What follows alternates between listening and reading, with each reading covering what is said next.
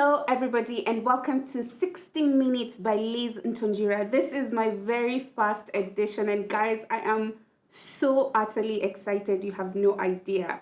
My very first guest for 16 Minutes is none other than the country CEO of Philips East Africa, who happens to be none other than my sister. Drum rolls! Thank you so much for having me. I'm so excited to have you here. Yeah. I will try my best not to laugh because we laugh a lot. You're yet to tell them my name. Otherwise, yes. I'll just be forever Lizz's sister. The country CEO of Philips East Africa is called Dr. Muthoni Ntonjira. She's a bookworm. You were like number 2 in the country during KCSE or something. Many years ago. No, let's not say how many years ago. But tell me, because you've always been really consistent. Mm-hmm. And I remember when we used to go to school, I'll try not to laugh. Guys, she used to leave me sleeping. She's in school studying because I'm delaying her. I always used to be late. I knew you'd bring that up. But you've been really consistent in your journey. And consistency is something that a lot of people lack. Yeah. Like, what do you do what grounds you to be that consistent? I'm really happy that you're doing this because you not only inspire the young people, but even for us who are older, I won't say how much older. Don't make me cry. We do truly get inspired by your work, your drive, your ambition, and most importantly, the level of kindness that you extend to everyone. Yeah. So really, it's a pleasure to be here. What you asked is such a difficult question. Yeah. I know, all the love. It's usually not a very easy question to answer because I'd look at something and realize that that's where I want to be, and I'll do everything in my power to get to where I want to be.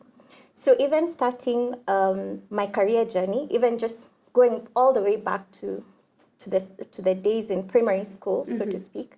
Our mom is a nurse, and I don't know whether it's from her talks or her push, so to speak. I always just had this dream, and the only thing I wanted to be at that age was a doctor. Wow. Yeah, because I don't think I have skills in anything else. I can hardly change a light bulb, so engineering was out. In the family, I'm the quiet one, and clearly you ended up being the lawyer because you're the extrovert. I'm more of an introvert.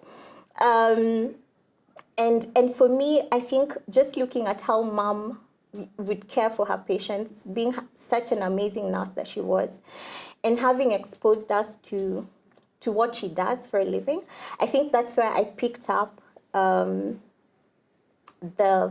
the idea in my mind that all I wanted to be is a doctor. Yeah.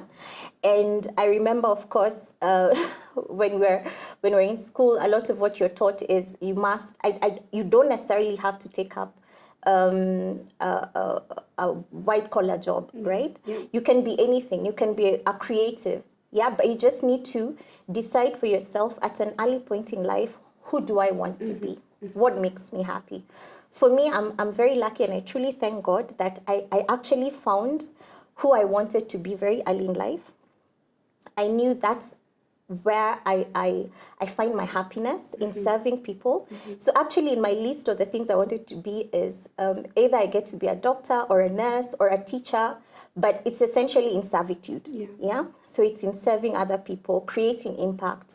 And I think from that point, and since I wasn't a sporting person, I discovered that very early. I was always last in all the races. So I had to accept the fact that I had no sporting bone in my body. In your body. Yeah, there's really, and that's why as much as you'd say I'm a bookworm, I find joy in reading. Yeah. So I would lose myself in all sorts of books. I remember at an early age, my obsession was, reading the adventure series of Hardy Boys, Nancy Drew, the younger people might not know which books those are, but there were books that were very interesting in our day. And I think I really just got into reading. And that helped me even as I moved on to higher levels of learning, into making a decision on where I want to go. And it wasn't really too much of a struggle trying to focus on the books that I want to read. There's the academic, there's the social reading. And then from there, it's God's grace, I must say. So that's where the consistency sort of comes from. I hope that helped to answer. No, it does. It does help because you were very grounded. You knew what you wanted from a very young age. Yeah. Now you know she's the dagitari of our family. I like the way I'm called for. Oh, Muthoni, I have this zit on my arm. What do you think it could be?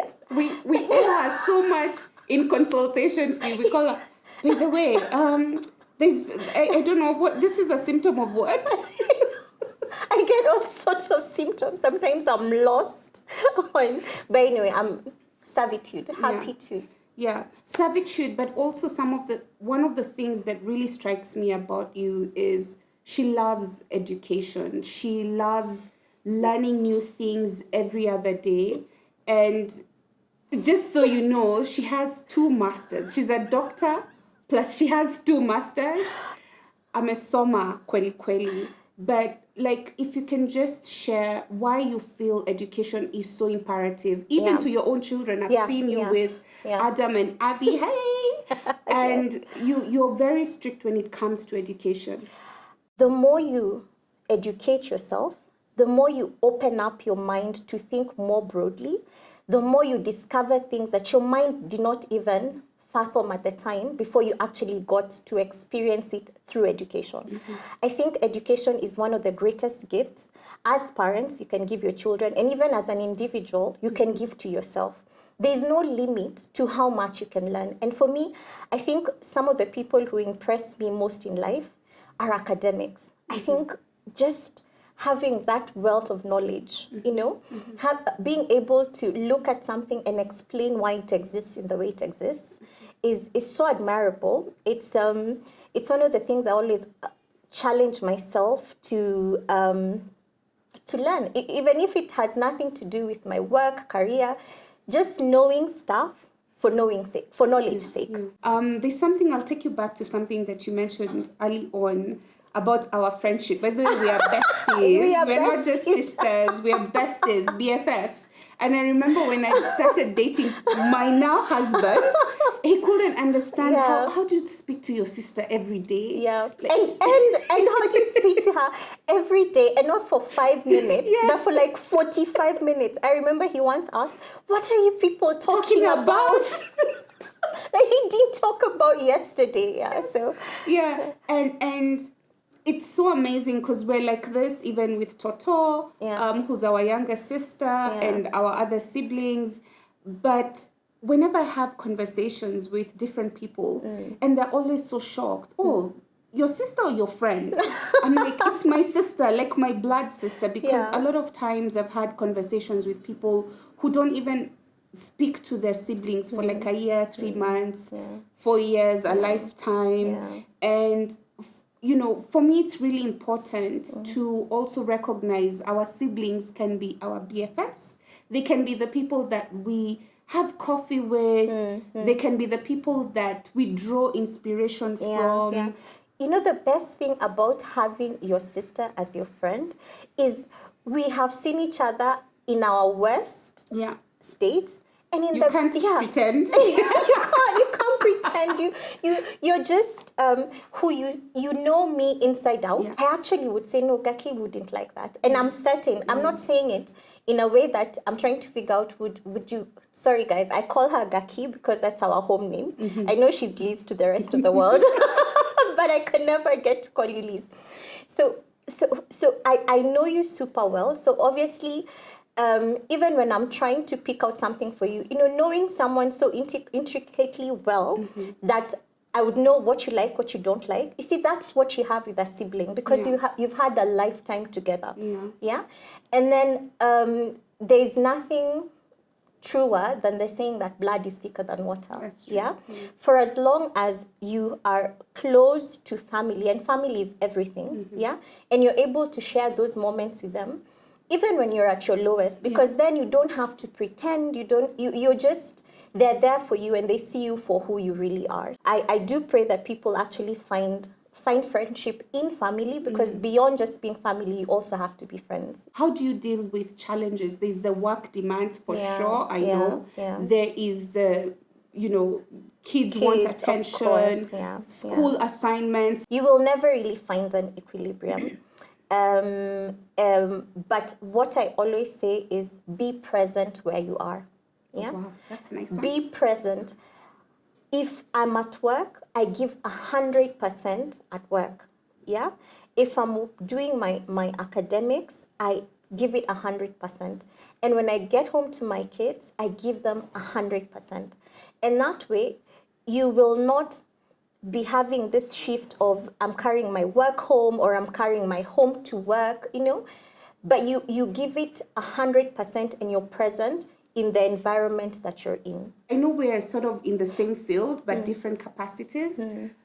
One of the things that I find really frustrating in the health sector is the lack of quality health, the lack of enough human resources for health, the lack of investments in health. Like, how do you deal with it as a doctor? Yeah. One of the things that I'm very proud of is working for an organization like Philips. And Philips' ambition is to actually impact 2.5 billion lives every year by 2030. And out of those 2.5 billion lives, it's to impact 400 million lives per year in underserved communities. So access to care is really important. And I'm so happy that I work for an organization that really aligns to what I also want to achieve. If we'd see a lot more budgetary allocation, I think currently we're doing like 5.5, 5.6 in terms of the healthcare budget that is committed to health, against what in the Abuja declaration was 15%. So you see we're really low on those targets. Secondly, I wish we would see the private sector, the development partners, really invest in access to care in underserved communities.